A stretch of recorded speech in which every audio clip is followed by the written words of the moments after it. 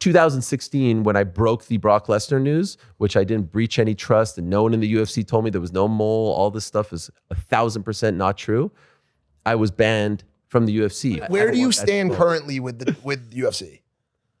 Well, you asked me like 4 other questions prior, and I never really addressed them. I don't know if you want Go me with to this address one. them. Go with this one. Yeah. Where do I stand with? Wait, what was the question? Where Dana do you currently, and the UFC? Yeah. My relation. Okay, let's start with Dana. It is a non-existent relationship, which means, do we text? Do we call? Do we exchange things? No. There was once a period from like 2009 to 2016 where it couldn't have been any better. The texting, the calling, the interviews, the interactions, all that stuff. And 2016, it all kind of, blew up, fizzled, whatever. But he exists and is doing his thing and thriving. And I exist doing my thing and thriving. Meaning, I still cover the sport. I still think I cover it very favorably and honestly and all that stuff. Still have all the guys there. We were at International Fight Week. We were doing all this stuff. And so we just kind of exist. There's different people that exist. We were there. You weren't there? I was in Las Vegas. We were doing a bunch of stuff at the Venetian. We had Izzy, we had Volk, we had Tom Aspinall. Can you go to a fight? Okay, so now we go back to the other question. Okay. 2016, when I broke the Brock Lesnar news, which I didn't breach any trust, and no one in the UFC told me there was no mole, all this stuff is 1,000% not true.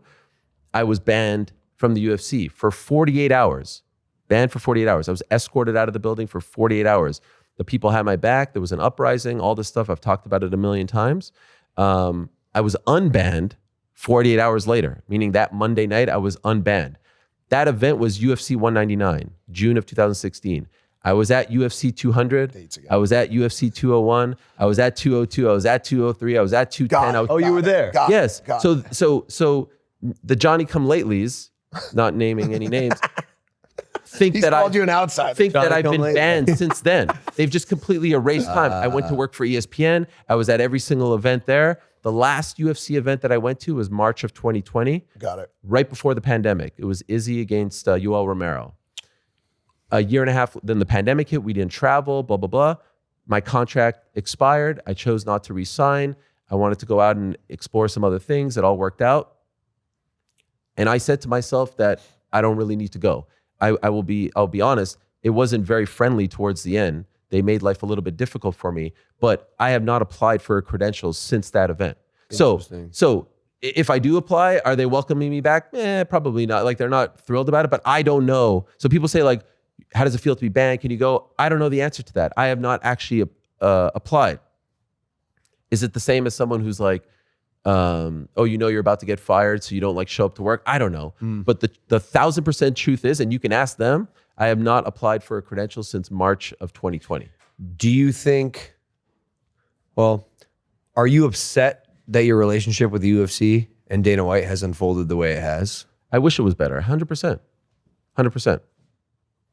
Because I don't think that, I don't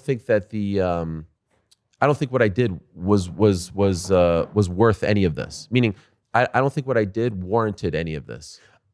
I again, personally, as someone who's known about you for a while, was kind of upset when I saw like what appeared to be like a falling out happen. Oh yeah. Because in my head, I went, man, as like the MMA journalist, commentator, interviewer guy, losing that relationship, I was concerned about how your business would go on. And then when the MMA hour started to kind of take off independently and you found just a way to make it work even outside of the UFC affiliation, that made me very happy. I always like when people can stand on their own legs outside. Obviously, you want to have good relationships with everyone. Yeah. It would be great. And I've tried.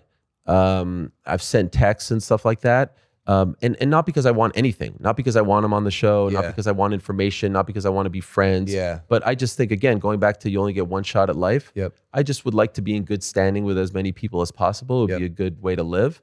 But you're cool with the WWE, right? I would like to think so. I think you are. I hope so. Hey guys, if you like that clip, hit the subscribe button. And if you want to see more zany clips, click the video right here.